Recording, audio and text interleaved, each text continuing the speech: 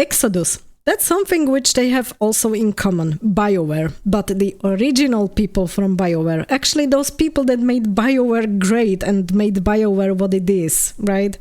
Those people are no longer there, and they are now spread across multiple studios. I did mention it in one of my videos as well last year. I'm not sure which one of them it is. One of them has made a separate studio and is working also on a new sci-fi game. And then we have seen the Exodus game trailers already, and a lot of information for Exodus by Archetype Entertainment. And again, these are people from Bioware. So let me share some stuff on the screen because that might be interesting for you. So they have for Exodus the page on Twitter where they are posting the newest stuff. Let me just quickly go to Twitter. In case you are there, I would advise you to actually check them out. They are posting some new stuff which they have, and some updates, etc. And they have also, of course, if you're not there, they have their own game page, and the homepage has actually more information about the game. They have a news section, and they have the prologue. I did open the prologue. I think this is very nicely done. It's not that much information, but it gives you the idea what the game is about, and how come that basically every single alien species that we meet in the game is technically not alien. They are all coming from Earth. You will meet several sentient aliens. You'll even adventure with sentient aliens. But really, the definition of alien in Exodus is a little different because they aren't extraterrestrial. Everything has a terrestrial origin. Everything has come from Earth and has evolved over 40,000 years. And that can lead to some really weird civilizations and versions of humanity or other animals from Earth. But that's simply because there were various waves of people that were leaving Earth, or that they were arriving in that particular Centauri cluster at different times. And the first ones that have landed there have already managed to evolve into something which is barely recognizable as humans. These are the so-called celestials. And it's explained here the entire histories. As you can see, it starts with about 2200 AD, when people are leaving Earth, and then there's different information on how these human settlers, let's say, created different civilizations, partially also on different planets, and some of them civilizations rise and fall, so some of them already don't exist anymore, some have continued to evolve further. And I think it's very nicely done how they did it, that they explain to you in just the brief information spots the entire history of how the setting of the game is, and then they are introducing, characters. So the traveler is basically the main person or the main character you're going to be playing for. Then there will be companions, of course. And then these are the celestials, which I've mentioned. So basically this is, as I understand, your main enemy in the game. And then there is something interesting, basically two things, which I find very interesting is one of them is called the so-called silicates. So humanity will find something which is called silicates. They can only, it looks like gemstones, I think it's described, they can only interact with humans, no longer with the celestials, and no more with those that have let's say, transcended humanity and evolved into something different. The silicates will not be susceptible to them and will not be melding with them. Basically, the silicates melt with the humans, and they give them additional abilities and skills, and the celestials are actually scared of that. So I think finding those silicates will be very important for you and for your playthrough in order to beat the celestials. There is a good explanation about both the celestials, about these silicates as well. Silicates are they're really cool, and they're going to be one of those things that I think people will remember about the game. However, I can't really talk too much about them because I don't want to spoil anything, but I can say that the choices you make in the game will have a huge impact on how silicates appear in the game. So you might be talking to your buddy who's also playing Exodus, and you'll describe your experience with silicates, and he'll be like, what? That's nothing like what's happening, in his version of the game. It's actually pretty cool. There's one choice in particular that has massive consequences that span centuries. And what I really like is that they have also a YouTube page, and they are introducing on their page various, not just like vids, which introduce the game a little bit more in depth. So they have just now posted, for example, a vid about one of the enemy types, which is the so-called Marayama. And the vid is actually narrated by Matthew McConaughey, so it's quite fun to listen to. I was wondering, like, whose voice is that when I heard it the first time? I was like, I know this voice from somewhere, and then it clicked. Oh, that's McConaughey.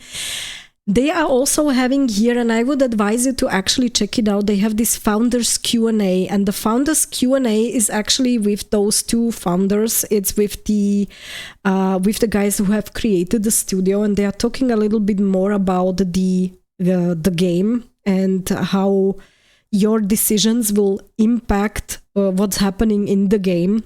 Before you go on an Exodus, you're going to need to make some really important decisions about your friends, your family, and your entire world. You're going to make these choices knowing that you won't even see the consequences for years or even decades. This gives extra weight to every choice that you make.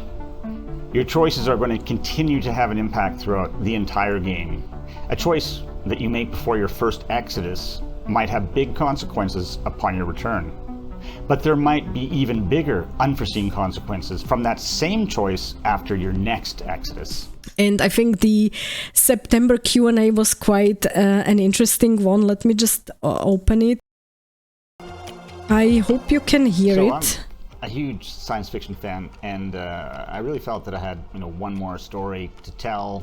It came from actually a long let me know if you ago, cannot hear it, please. Back in 7th grade, I think. I was reading about Einstein and theory of relativity and time dilation, and it just blew my mind. I had a teacher who assigned us a short story. We had to write a short story. Before he assigned it, he said that he'd never given out a 100% mark. And of course, I'm very competitive, so I was like, I'm going to get the first 100%. But I spent the entire month, because we had a month, writing and rewriting and writing and rewriting. And I wrote a story about time dilation. Fast forward to today, and that's the kind of story I want to tell. Oh, also, I did indeed get that 100%. So I can attest to the reality of all of that. Like, the fact that James has been that big a nerd for this entire time is amazing, and why we're doing this amazing game together, but also the competitive element of it too. So yeah, totally true story. Totally true story. And this one This is one of the exciting interesting. parts of what we're building in Exodus. The choices you make are going to impact story progression in a bunch of different ways. Your choices are going to have consequences for your loved ones back home. You're going to see that impact on those choices in cool ways we unfortunately can't reveal quite yet, but they're also going to affect a bunch of other things. Progression options for your character as you advance in the game. Your home world and your civilization overall, and that's going to be pretty enormous. We're super excited about that. There's a really cool element that I think we really internally are most excited about, which involves some crazy outcomes with your companions. I wish we could share more today, but we've got to save the details for later. Okay, I will stop it here just very briefly. I think it gives you this Founders Q&As give you a good idea on how in-depth the story will be, how much time they have really dedicated to write a good story and think about all the choices that you can do and how those choices will impact the outcome. So I think that one is something which is really great. And from a visual perspective, if you watch some of the vids, it's absolutely fantastic. It looks so realistic. I'm really looking forward to this game. It looks really awesome. In case you're wondering who these two guys are, so basically the Archetype Entertainment was founded by these two guys, and they are still in contact with Drew Karpyshyn, and I'm pretty sure you are aware of that name because he was also one of the main writers in the original Mass Effect trilogy, and he was, I think, one of the reasons why the story was so well perceived and why the game was such a huge success, because such a good writer like him was involved. And just so you know, Drew Karpyshyn actually has fun playing Exodus now, and he hates everything. That's so true. We had a gameplay review the other week, and Drew actually said, "This game's actually fun." And we're looking at him like, "What? Is that an insult and a compliment from Drew simultaneously?" And it was beautiful. And we have seen James Olin and we have seen Chad Robertson, and in case you're wondering who these guys are, James Olin was creative director in Bioware for 22 years. So that's the kind of people we're talking about. And then Drew Karpyshyn, of course, I mentioned, he was the writer for Bioware and regarding the Mass Effect games. And then basically the last guy, Chad Robertson, he was in Bioware the head of live service, and he left the studio after 14 years. So these are all veterans of the former Bioware, and I think that guarantees for me like really high quality of that game that's coming up, and I really appreciate like what they did here. They if I switch back to that original main page, they have so many vids here, so much information for you. You can see even that they are introducing like these awakened animals, and they have explained it that before, in the past, humanity was basically creating like animal companions just simply by breeding selectively, and now through the technological advancements they can create like completely new types of animals. Some of them actually will be also one of your enemies or enemy types, and in forms of almost like monsters.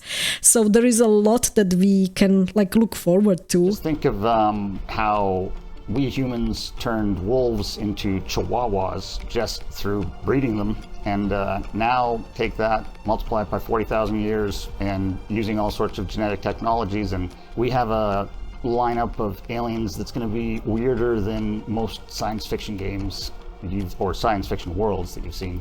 And I really like that they are sharing all these little bits and pieces which help you to understand the whole background before the game even comes out. I really appreciate this thought that you can already learn something about the entire like in-game universe up front, and you can even become like a founder. So there's also like a description of what this founders program is. You can put in your email address and join the community, and you will get some additional information and so on. So I really appreciate like what they are doing here, that they are like hyping up the game even though it's still not finished.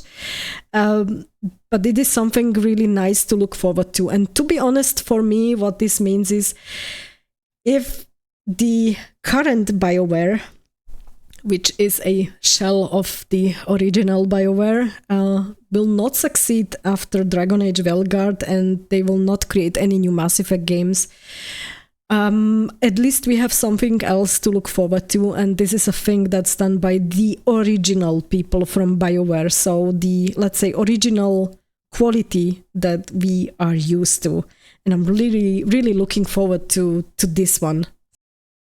I really do love me some timey-wimey stuff. Yes, that's something which I'm really curious about. And that's how much really this time dilation will have an effect on the game and on your choices. They said that basically for some of the choices you will not see an outcome for like decades or even centuries, which made me wonder, okay, how do you want to see then the outcome? You will probably not see it as the Traveler anymore, because I doubt that the Traveler will be around for such a long time. So probably just when you finish the game, you will be able to see like multiple worlds probably, and how they are doing based on your decisions, what you did throughout the game.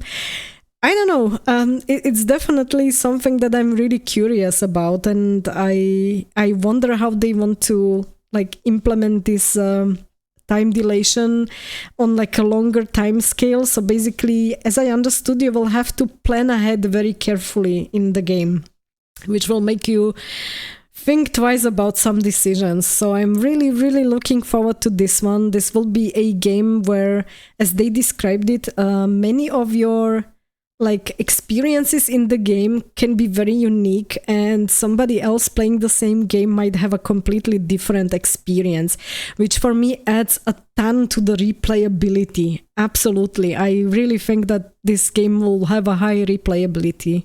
The game's ending is one of probably the defining features of Exodus, in that, the choices you make are going to essentially have impacts from the beginning to the end of the game. And at the end of the game, you're going to do, well, I don't want to give away too much, but let's just say there's some time jumps where you get to really see the consequences of the choices you've made over the course of decades, centuries, that kind of thing. And when you talk to your friend who might have also finished the game, you're going to find that his or her experience at the end of the game was completely different. It's a very unique experience, and I can't wait to be able to tell you more. That was what I found exciting, actual consequences, exactly, yeah. And I think it will also play a role, like I said, these silicates. Like if you find the silicates, and I think they said that you can decide whether you want to use the resources that you find, whether you want to use them like weapons against the Celestials, or whether you want to like use them for the advancement, rather like scientific advancement of humanity. So you will probably not be able to use it in both ways, and then it's a question, what outcome will each of those choices have? I'm really looking forward to that one, to be honest. And uncover exotic celestial remnants. How you use them when you get back home is where it gets really interesting. You're back on your home world after finding a remnant, and now you've got a choice of how you're going to harvest it. Do you want to use it to make weapons against the Celestials themselves, or expand scientific discovery for humanity? That's just one example, but that's what this is about.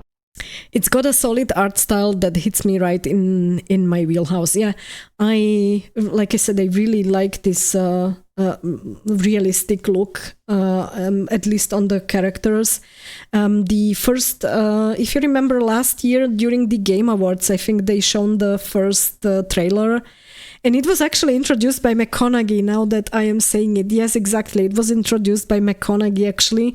And that first trailer was, I think, really throwing me off my chair, because it was like as if I would see a successor to Mass Effect. It was really giving me exactly those vibes. So this is really a sci-fi game that I'm looking forward to a lot, to be honest. Yeah.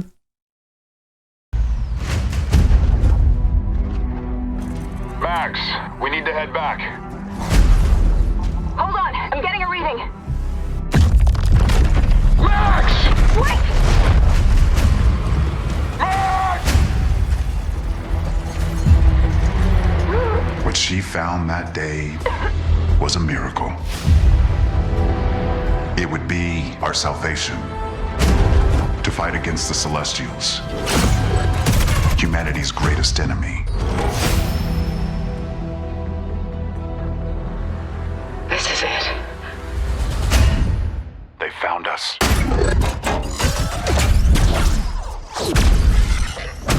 Tom, stay down!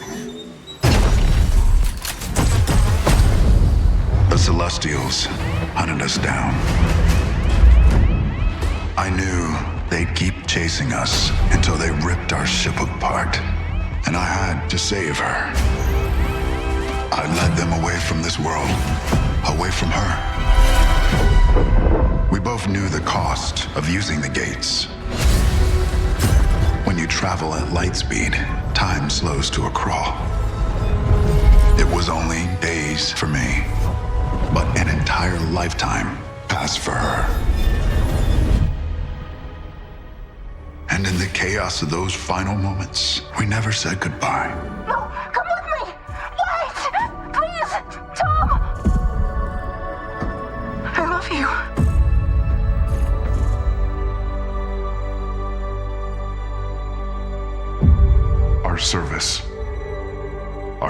sacrifice, discovers worlds, seeds hope, breaks empires.